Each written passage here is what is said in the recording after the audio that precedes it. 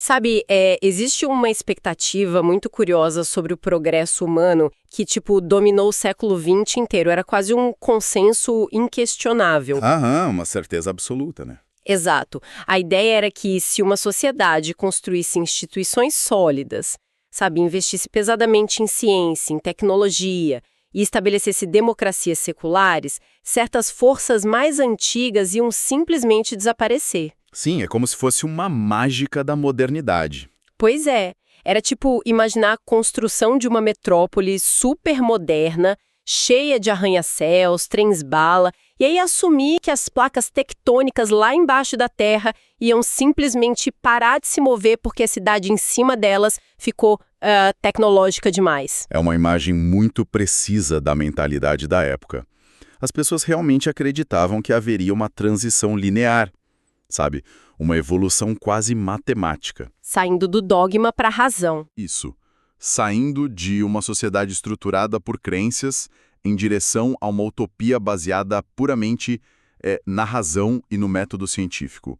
Como se a religião fosse um estágio primitivo que a gente ia superar. Só que, bom, basta olhar para o mundo real, né? Abrir qualquer portal de notícias hoje para perceber que as placas tectônicas continuam se movendo. E com muita força. Com muita força. Elas não apenas continuam lá, como estão moldando a paisagem humana de formas que o pensamento estritamente racional, falha muito em prever. E é por isso que a nossa imersão de hoje é tão necessária. Então, boas-vindas a toda a nossa audiência. É um prazer estar aqui para mais essa análise. A nossa missão de hoje, para quem está acompanhando a gente, é explorar as entranhas do material introdutório de um curso incrivelmente denso do professor Moore. O nome do curso é Religião, Conflito e Paz nos Assuntos Globais Contemporâneos.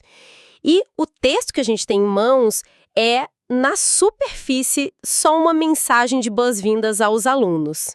Só que está longe de ser só isso, né? Nossa, muito longe. Lendo com atenção funciona como um verdadeiro manifesto acadêmico. Ele propõe uma lente nova para tentar ler os conflitos modernos justamente através da força da religião. E acho que vale pontuar desde o início que a abordagem desse manifesto não entra no mérito de provar a existência do divino, sabe? Ou de debater teologia no sentido estrito da coisa. Não é um debate religioso em si. Exato. O foco é 100% terreno. Trata-se de analisar o impacto humano, social e político dessa força que simplesmente recusa a desaparecer, independentemente do quanto a ciência avance. Certo. Vamos desvendar isso, porque a grande contradição que serve de ponto de partida para o curso é uma experiência muito palpável para todos nós. Havia essa promessa enorme de que a religião ia encolher. Sim, a tese da secularização. Isso. No entanto, ela continua sendo uma força massiva na geopolítica e na vida cotidiana de todo mundo. E é uma força com uma dualidade, eu diria até assustadora, sabe? Assustadora e complexa. Sim, porque ela é capaz de fornecer a justificativa para os crimes mais hediondos contra a humanidade, mas também é capaz de inspirar atos quase inimagináveis de compaixão, de coragem civil e de construção de paz. É um paradoxo gigante. Não é um estudo de nicho para quem gosta de teologia. É uma necessidade prática. Totalmente. É um requisito fundamental e incontornável para decifrar as relações humanas modernas. E isso se aplica em múltiplas escalas, sabe? Nas dinâmicas locais de um bairro, na formulação de políticas públicas nacionais. E até nas grandes crises globais. Perfeito. Tentar entender o tabuleiro internacional hoje, sem entender como a religião opera na psicologia das massas e nas estruturas de poder, é francamente um esforço inútil. A questão que fica evidente logo de cara no material é, se a religião não desapareceu e se ela é tão crucial para entender o mundo, por que a leitura geral da sociedade sobre ela é tão falha? O texto avança para uma constatação bem desconfortável de que nós somos péssimos em compreender a religião na prática. E a raiz dessa dificuldade, segundo o material do professor Moore, está em representações equivocadas que acabaram se petrificando no debate público. Ele detalha isso através de 3 grandes mitos. 3 ilusões que atrapalham a nossa visão, né? Isso. O primeiro mito é aquela ideia generalizada e até bem cínica de que as religiões sempre, invariavelmente, promovem a violência, o fanatismo e a divisão social. É a crença de que a religião é a raiz primária de todos os males modernos. modernos. Exatamente. O que, claro, ignora toda a parte de coesão comunitária, de caridade e de movimentos de direitos civis que foram pautados pela fé. Sim. Mas aí a gente entra no segundo mito, que é onde eu preciso fazer uma pausa. O texto diz que o segundo mito é a crença oposta, sabe? A ideia de que as interpretações consideradas autênticas ou válidas da religião promovem apenas a paz e o florescimento humano. É aquela tentativa de purificar a imagem da religião. Aquela velha narrativa de que se existe violência ou extremismo no meio, então, aquilo não é a religião de verdade. Sabe que eu tenho muita dificuldade em aceitar que classificar isso como um mito prejudicial seja o caminho correto. Quero dizer, apontar que a versão verdadeira é pacífica não deveria ser algo positivo para a sociedade? Parece positivo na superfície, mas Deixa eu dar um exemplo, tipo a internet. É como dizer que a verdadeira internet é aquela que serve para educação, para disseminar artigos científicos e conectar famílias que estão longe. E aí a gente ignora todo o caos, os golpes e a toxicidade bizarra das redes sociais. É claro que é uma higienização da realidade, mas por que essa tentativa de limpar a imagem da religião é vista como algo tão maléfico pelo professor Muro? O que é fascinante aqui é que a boa intenção dessa higienização é exatamente o que nos cega para os mecanismos da realidade. Porque quando o debate público decreta que apenas as versões pacíficas e tolerantes são as reais, acontece uma invalidação automática das versões extremistas. Ah, entendi. Elas passam a não ser tratadas como religião. Exato, elas passam a ser tratadas como anomalias inexplicáveis, como se fossem desvios de caráter individuais de um grupo de loucos, sabe? E aí elas não são estudadas como fenômenos genuinamente religiosos. O manifesto ressalta que essas visões simplistas mutilam a nossa capacidade analítica. Porque se você não estuda, você não entende como combater. Justamente, a falta de compreensão profunda de como um dogma pode sim ser interpretado para a guerra é o que impede a criação de estratégias reais de resolução de conflitos. Então, se um analista internacional se recusa a olhar para o componente religioso de um grupo terrorista porque ele acha que aquilo ali não é religião de verdade, ele simplesmente perde a chave para entender como aquele grupo recruta pessoas. Perde a chave de como eles se financiam, de como eles justificam aqueles atos para a população local. O preconceito se alimenta dessa recusa em entender a linguagem do outro. Nossa, é a mesma lógica das placas tectônicas lá do começo. Imagina um engenheiro se recusando a estudar um movimento das falhas geológicas que causam terremotos enormes, porque ele acha que a verdadeira natureza da Terra é ser firme e pacífica. Os prédios vão continuar caindo. Vão continuar caindo. Não se pode ignorar a força destrutiva só porque ela é feia ou indesejável. A gente precisa mapear como ela funciona de verdade. Uma leitura muito precisa. Isso nos leva direto ao terceiro mito, que é possivelmente o mais enraizado nas democracias ocidentais. É a visão de que a religião e o secularismo são mundos diametralmente opostos e mutuamente exclusivos. A crença de que existe aquele muro gigante e intransponível entre a fé e o Estado. Isso, a ideia da razão de Estado contra o fervor religioso. Espera, eu vou ter que discordar um pouco, ou pelo menos pedir uma explicação mais robusta sobre isso. Porque a premissa inteira das democracias modernas não é justamente a construção desse muro? Em teoria, sim, mas... Porque se a gente olhar para a França, por exemplo, o conceito de laicidade deles é literalmente a separação estrita entre o Estado e a religião. O texto está dizendo que esse muro que está escrito na Constituição de um monte de países é uma ilusão. O texto do Moore não nega a existência das leis seculares no papel. Ele aponta que a ideia de uma separação asséptica e total na prática humana é sim uma ilusão completa. Como assim na prática? O argumento é que as pessoas que operam o Estado secular, os juízes, os deputados, os próprios eleitores, eles não conseguem simplesmente apertar um botão e desligar suas visões de mundo profundas quando entram no espaço público ou no Congresso. Ah, faz sentido. Eles levam a bagagem junto. Levam tudo. O secularismo muitas vezes atua não como um muro neutro, mas como uma força que compete e interage com a religião o tempo todo. As decisões que deveriam ser laicas, sobre o que é ético, sobre o sistema penal, elas são frequentemente permeadas por séculos de herança religiosa daquela cultura. Mesmo que a linguagem do papel, a linguagem da lei seja super burocrática e laica. Exato. A moralidade por trás da lei quase sempre tem um pezinho na tradição religiosa. Nossa, isso nos obriga a mudar de marcha aqui. Porque se esses 3 mitos precisam ser descartados, a ideia de que é só violência, ou só paz, ou que está totalmente isolada num cantinho privado, qual é a metodologia correta, então? O texto apresenta meio que um divisor de águas na forma de estudar a religião. Ele opõe a devoção a uma análise investigativa. Como isso funciona na estrutura do curso? A base metodológica que o manifesto propõe exige uma separação muito rigorosa entre as afirmações de crenças de devoção e o estudo exploratório de crenças diversas. Que parecem termos complicados, mas na prática... Na prática é simples. A crença de devoção é a dimensão interna. É a afirmação teológica de que a sua doutrina é a verdade absoluta e imutável, que veio de Deus. É o domínio da sua fé pessoal. Tá, fé da porta do templo para dentro. Isso.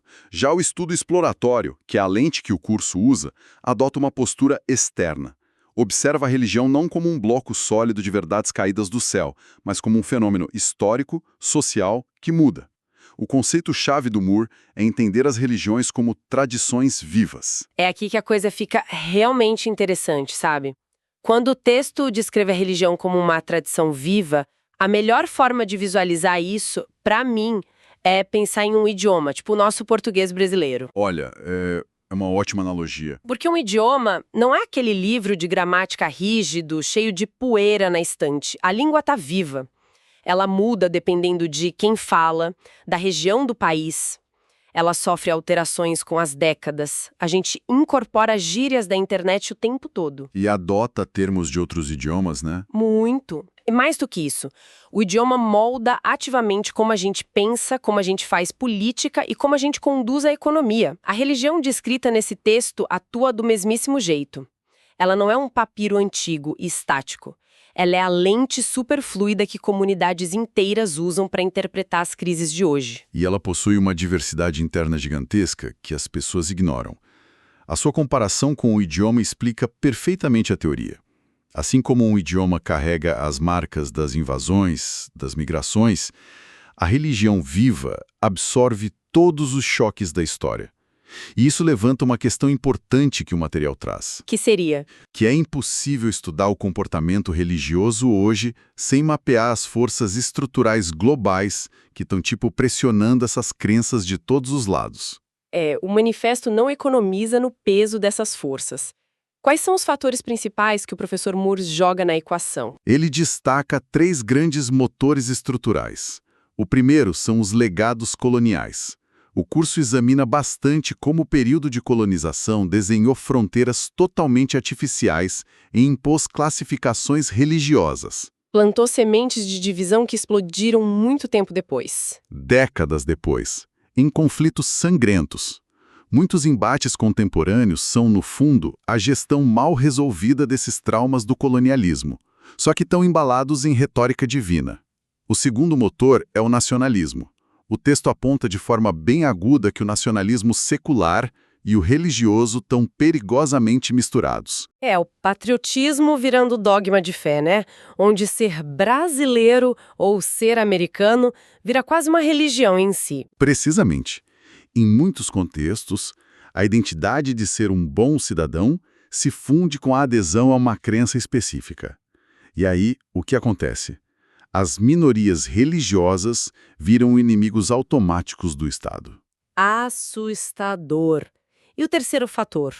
O terceiro fator é muito negligenciado em análises teológicas, que é o impacto do neoliberalismo. A economia cruzando com o divino. Mas como exatamente a cartilha neoliberal, que é focada em mercado, privatização, essas coisas, afeta a religião na prática de um conflito? O texto dá o caminho das pedras para esse argumento? Dá.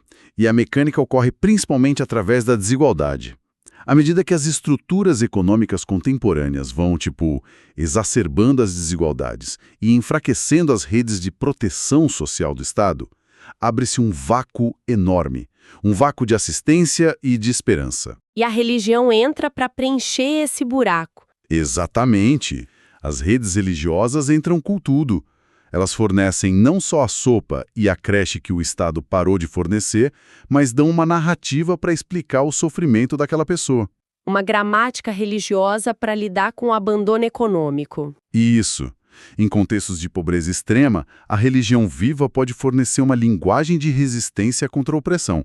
Ou, por outro lado, pode ser cooptada para justificar governos autoritários. A teoria é realmente brilhante, mas olha, a gente precisa descer um pouco do pedestal acadêmico. Para quem está acompanhando a nossa imersão, a dúvida natural agora é: como esse arcabouço todo se aplica na prática? Onde estão os exemplos reais? Porque é fácil fazer teoria, né? Muito fácil ficar fazendo grandes teses estruturais sem testar no terreno pedregoso da realidade geopolítica. Como o curso lida com isso? O escopo do curso não foge dessa responsabilidade. A promessa do material é aplicar essa lente analítica em uma série de estudos de caso muito rigorosos. E a lista de países é vasta, olha só. Israel, Palestina, Síria, Mianmar, Brasil, Nigéria, França, Bósnia-Herzegovina, Índia, Irlanda do Norte, Sri Lanka e os Estados Unidos. Nossa, essa lista merece uma análise fria nossa. Porque a gente tem Israel e Palestina, além de Síria e Mianmar. E esses países são quase que o gabarito automático quando a imprensa fala de guerra santa ou perseguição, né? Sim, o estereótipo do conflito religioso. Mas no meio de tudo isso, o professor Moore coloca na mesma mesa de dissecação o Brasil, a França e os Estados Unidos. Isso, quebra completamente aquele conforto ocidental de achar que conflito movido à religião é algo distante, que só acontece em território subdesenvolvido. Mesmos critérios críticos no próprio quintal. Vamos olhar para a França, por exemplo, conectando com aquela minha dúvida sobre o muro do secularismo. Na França, o embate não é com milícias armadas, é no tecido social. O conflito lá ferve nas leis sobre laicidade, sabe? Nas restrições de usar o hijab islâmico ou um crucifixo na escola pública. O secularismo francês atua quase como uma doutrina, né? Sim, com o mesmo fervor de uma doutrina religiosa, tentando policiar a expressão pública da fé, o que acaba isolando ainda mais as minorias. E no caso do Brasil e dos Estados Unidos? Como essa lente se ajusta para a gente? Nesses dois países, a análise cai muito sobre como os blocos religiosos massivos, especialmente os evangélicos, operam como forças de poder político institucionalizado. Como bancadas no Congresso. Até a indicação de juízes para a Suprema Corte. O conflito aí é uma guerra cultural feroz pelo controle da alma e das leis do país. Mostrando que a religião está pulsando no centro da democracia e não trancada no templo de domingo. Perfeito. Mas tem duas dimensões que o texto levanta dentro dessa arena de guerras culturais que, sinceramente, não costumam ganhar as manchetes dos grandes jornais. A arte e o papel das mulheres. São duas forças muito subestimadas. Demais. A citação à arte chega a levantar sobrancelhas, porque num cenário de guerra por território, qual é o peso real de um quadro ou de uma música? A arte não seria só um detalhe estético da coisa? Como ela altera nessas crises discretas no curso? O grande erro dos analistas é considerar a arte só como estética. No contexto dessas tradições vivas em atrito, a arte atua como um vetor de transmissão de valores e é incrivelmente poderoso. Tipo uma canção de protesto? Canções de protesto, grafites naqueles muros de áreas de segregação, o próprio design de uma mesquita ou igreja. A arte não passa pelos filtros racionais da nossa mente da mesma forma que um discurso de um político passaria. Ela contorna a razão e mobiliza a emoção pura. Ela vai direto no sentimento. E ela pode tanto demonizar o adversário em época de guerra, tipo as charges que desumanizam o outro lado, quanto pode humanizar o inimigo num processo de paz. Ela cria empatia onde a diplomacia engravatada falha miseravelmente. A arte funciona com um dialeto específico desse idioma religioso. E quanto ao papel das mulheres? Porque o senso comum sobre resolução de conflitos é dominado por aquela imagem de generais de farda numa sala ou líderes religiosos homens assinando um tratado de paz. Onde as mulheres entram nos estudos de caso do professor Moore? Esse é um ponto de correção histórica vital do material. Nas narrativas oficiais dos governos, as mulheres costumam ser invisibilizadas. São tratadas só como vítimas ou estatísticas do conflito. Como se elas fossem só o dano colateral. Exato. Mas a realidade no terreno, que o curso documenta, é o oposto. Durante o colapso estrutural de uma guerra, são as redes de mulheres que seguram a barra da coesão social comunitária. São elas que mantêm as coisas funcionando, né? Sim, elas mantêm escolas clandestinas, operam mercados informais para não deixar ninguém passar fome e lideram redes interreligiosas. Quando as lideranças oficiais, os homens, se recusam a dialogar por puro orgulho ou dogma, são os movimentos de mulheres de grupos rivais que estabelecem as primeiras linhas de comunicação. Nossa, elas operam a verdadeira política de base, baseada na necessidade humana urgente, não no dogma. Mas na hora de assinar o acordo na frente das câmeras da TV, elas são deixadas de fora do encadramento. Infelizmente, é o padrão. Bom, analisando o peso da arte, essa resiliência absurda das mulheres e aquelas forças tectônicas da economia que a gente falou, a escala desse desafio parece esmagadora. Como o professor Moore propõe gerar algum tipo de solução no meio desse caos analítico? Quem vai dar a resposta no final do semestre? O triunfo da abordagem do Moore é admitir que ele próprio não tem uma bala de prata. O texto ressalta que a ferramenta mais poderosa do curso não é a bibliografia ou os vídeos, mas os próprios alunos. Os alunos são o ativo principal. O grupo é intencionalmente desenhado para ser uma turma global, super plural e com origens altamente contrastantes. É quase como se o curso fosse um grande acelerador de partículas humano. Ele coloca um monte de visões de mundo para colidir e as faíscas que saem dali são as novas perspectivas. É exatamente isso. O aprendizado acontece nessa intersecção. Quando o aluno brasileiro tenta explicar o poder das mega-igrejas para um colega que viveu a Guerra dos Balcãs, e esse colega confronta a visão secular de uma aluna de Paris, sabe, modelos inteiramente novos de entendimento são criados ali. O atrito interativo constrói pontes que a teoria sozinha nunca daria conta. Então, o que tudo isso significa, afinal? Qual é o cerne que a gente extrai desse manifesto para quem está escutando a gente? Fica muito evidente que a nossa régua do que significa ser bem informado precisa ser urgentemente recalibrada. Com certeza. Ler manchete não basta. Não, ler resumos de agências de notícias sobre quem atacou quem ou ver a inflação do país não é suficiente para entender o comportamento humano.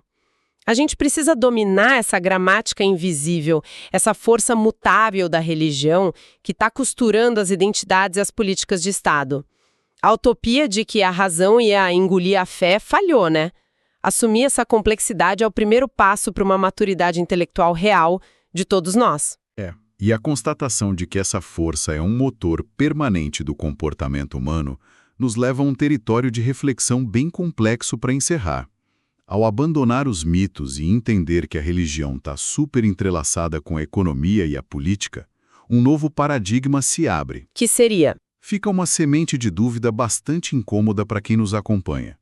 No futuro, quando a gente for assistir a debates super fervorosos na televisão sobre, sei lá, leis tributárias, diretrizes de educação ou segurança nacional. Assuntos supostamente 100% seculares. Assuntos tecidos com aquele vocabulário rigoroso da burocracia estatal. Caberá a nós questionar: até que ponto não estamos apenas testemunhando dogmas antigos, crenças absolutas sobre o bem e o mal, só que vestindo ternos bem cortados e usando disfarce da política puramente racional? Nossa, é um ângulo que altera completamente o peso das palavras em qualquer discussão política que a gente considerava técnica. É de explodir a cabeça. Bom, chegamos ao fim da nossa imersão de hoje. Fica o desafio de olhar para as placas tectônicas da nossa sociedade sem medo de examinar as forças que realmente as movem. Foi excelente. Muito obrigada a todo mundo da nossa audiência que dedicou seu tempo para aprofundar esse tema com a gente hoje. Continuem afiando o pensamento crítico, duvidem das obviedades fáceis e até a nossa próxima análise. Um grande abraço.